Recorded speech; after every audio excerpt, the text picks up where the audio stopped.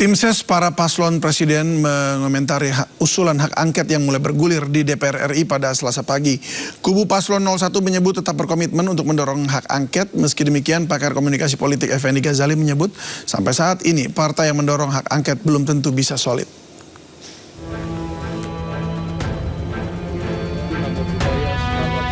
Usulan hak angket yang mulai bergulir di DPR RI dalam rapat paripurna Selasa pagi mulai mendapatkan perhatian publik. Dibahasnya hak angket menjadi harapan untuk membuka gerbang baru untuk membongkar dugaan kecurangan pemilu 2024. Meski demikian, keabsenan setengah anggota DPR dalam rapat paripurna tersebut, termasuk Ketua DPR RI Puan Maharani, menimbulkan pertanyaan tentang keseriusan fraksi parlemen pendukung angket untuk menggolkan narasi hak angket ke tahap selanjutnya. Sampai sekarang kita nggak tahu deh ya, siapa yang betul-betul mau menjadi setir dari hak angket ini. Barangkali itu maksudnya dari Gerindra. Apakah yang nyetirnya itu betul-betul Ibu Megawati atau Surya Paloh atau siapa, kan belum jelasnya yang nyetir siapa. Lalu siapa yang naik ke atasnya gitu. Tapi kalau prediksi Anda jalan nggak hak angket? Agak sulit, terutama karena ada BTS. Apa itu? BTS ini hati-hati loh ya, jangan dikait-kaitkan dengan kasus, bukan. BTS ini belum tentu solid. Juru bicara Timnas Amin Syahganda Nainggolan menekankan komitmen kubu paslon 01 untuk tetap mendorong hak angket. Meskipun tanpa restu dari Megawati Soekarno Putri sebagai kubu awal pencetus pengguna angket DPR RI. Tim Amin sudah jelas bahwa mereka komit pada hak angket.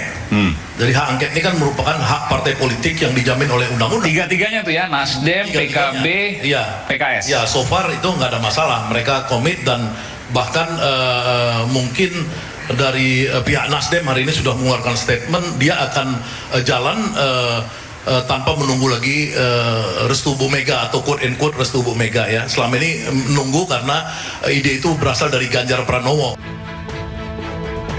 Bersambut komitmen hak angket kembali didorong oleh kubu paslon 03 Ganjar Mahfud, menyebut bahwa angket adalah bagian dari demokrasi yang harus digunakan untuk menjawab berbagai pertanyaan sesuai dengan fakta.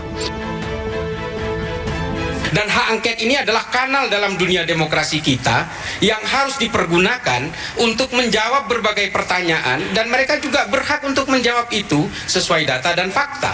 Kalau kemudian ada beberapa bagian dari masyarakat yang justru tidak menggunakan hak-hak konstitusi ketika mengajukan pertanyaan, misalnya bertindak anarkis misalnya, nah itu yang salah dalam dunia demokrasi. Nggak boleh itu. Nggak boleh. Betul. Okay.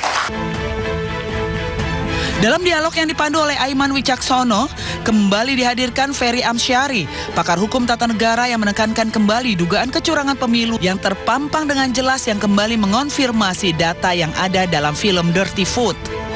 Kalau nggak kami buat jauh-jauh hari dan muncul jauh-jauh hari. Film ini mau mendidik politik kepemiluan kita untuk bicara dua hal. Satu, bahwa kecurangan terjadi. Dan terjadi dalam satu putaran dan 50% terbukti, data film itu mengatakan sampai hari ini. Kedua, siapa pelaku kecurangannya, dan kami langsung tunjuk hidung. Aktor terbesar dalam kecurangan pemilu adalah Presiden Republik Indonesia, Presiden Joko Widodo.